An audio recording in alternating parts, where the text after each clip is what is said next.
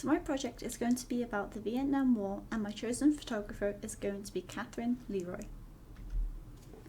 The Vietnam War was a war that had lasted 21 years, starting from 1954 to 1975. The Vietnam War was a prolonged military conflict that started as an anti-colonial war against the French and evolved into a Cold War confrontation between international communism and free market democracy. The Democratic Republic of Vietnam, aka DRV, in North Vietnam was supported by the Soviet Union, China, and other communist countries, while the United States and its anti-communist allies backed the Republic of Vietnam, aka ROV, in the south of Vietnam. America's involvement in the war dates back to the end of the Second World War, when the Vietnamese were struggling against the continued French colonial presence.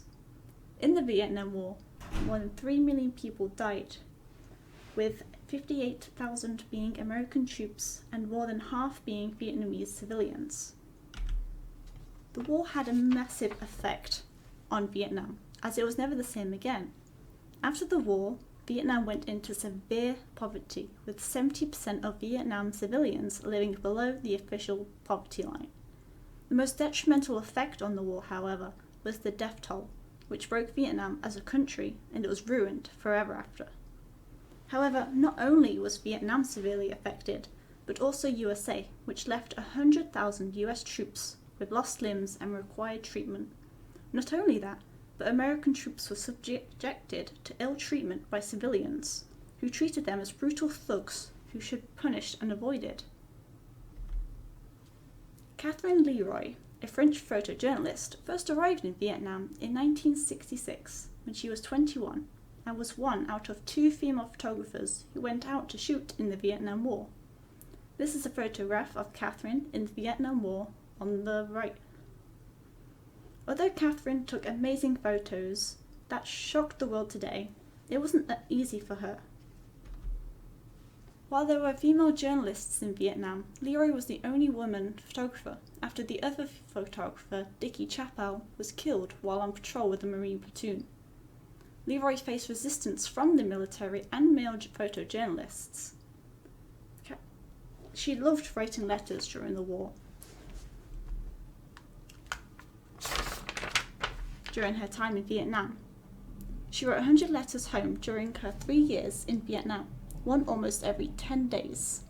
Each letter shows how she was processing her experiences and navigating through challenges.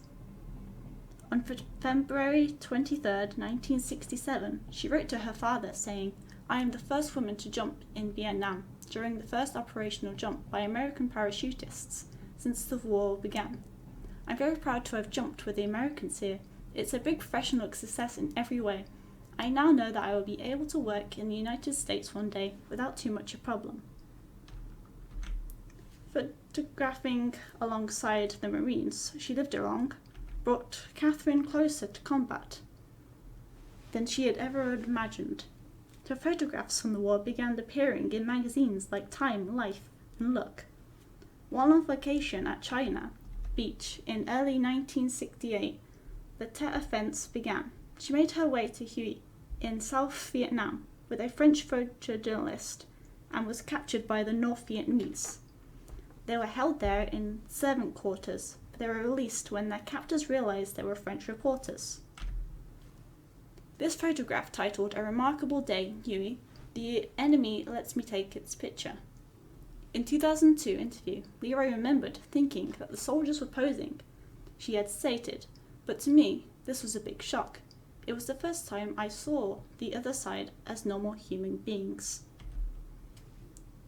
One of Leroy's best-known photographs, Corpsman in Anguish, 1967, is a close-up of a corpsman Vernon Wilkes with a dying Marine on Hill 881, near the Quai Sam. This is the photograph. Arnold Drapekin, Time magazine's picture editor, said Leroy had a great new sense and an abiding desire to get where she wants to go. She's relentless when she wants something, and that's exactly what you want from a great news person. And of course, she always comes up with a marvellous image. Leroy was keenly aware of the human cost of the war, frequently photographing the wounded and the dead of both soldiers and civilians.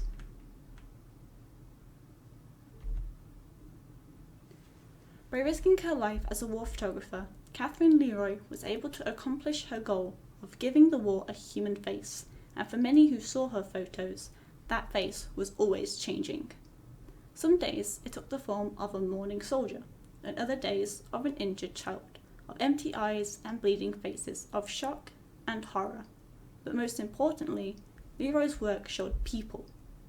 After almost 3 years in Vietnam, she returned to Paris, despite the horrors she lived and saw. It was difficult for her to adapt to a normal life.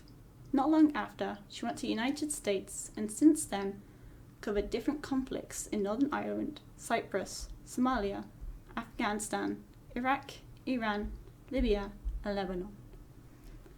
Catherine Leroy, however, died of lung cancer in Santa Monica, California on July 8th of 2006. Altogether, Leroy had experienced an incredible amount of sexism during the Vietnamese War.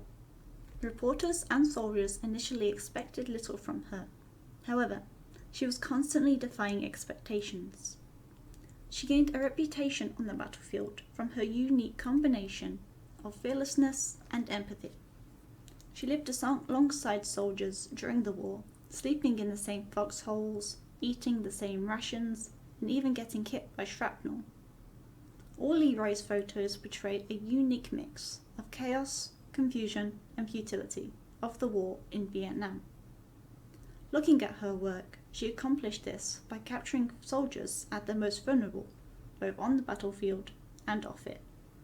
It is very interesting that even after the war ended, Leroy never stopped taking photos and continued to cover conflict all over the world, getting all of her work published. She didn't do any of this for the fame, however, she just wanted to capture and document the wars that were going on in the world.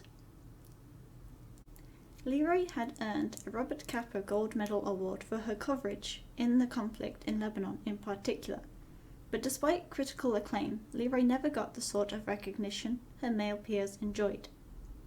In Leroy's case, she never actively sought fame or even recognition for her photos during her lifetime, choosing instead to put the emphasis on humanity and inherent beauty of her subjects and the photos themselves. In showing this, it shows that Leroy wasn't just a person who sought out fame. However, she was a woman who wanted to simply focus on documenting everything that happened in the wars and the effects of everything.